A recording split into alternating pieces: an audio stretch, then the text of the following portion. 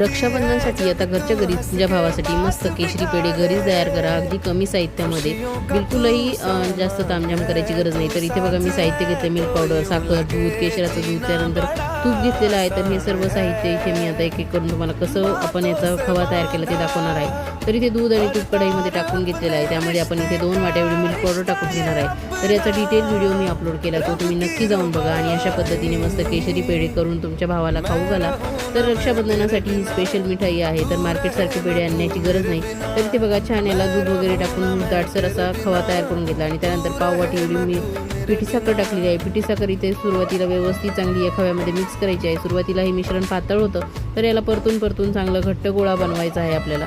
तर इथे बघा सतत याला 3 ते 4 मिनटं परतून घेतल्यानंतर कढईला जेव्हा हे मिश्रण सोडायला लागेल त्यावेळेस आपल्याला हे एका प्लेटमध्ये काढून घ्यायचं आहे आणि प्लेटमध्ये गार करून घ्यायचं आहे. आणि गार झाल्यानंतर बघा हाताला तूप लावून हे मिश्रण चांगलं एकसारखं असं कणकेसारखं मळून घ्यायचं आहे, म्हणजे छान स्मूथ असं हा गोळा तयार होईल आणि मस्त आपल्याला ह्या खव्याचे पेढे वळता येतील. तर अशा पद्धतीने बघा एकसारखं करून घेतल्यानंतर दाणेदार असं मिश्रण आपलं तयार झालेलं आहे. अगदी रवाळ असे पेढे आपले छान मऊसूत तयार होणार आहेत. तर इथे बघा मी असं चपटा आकार करून थोडंसं याला खोलगट भाग करून घेतला आहे. तर अशा पद्धतीने मी हे पेढे वळून घेतले.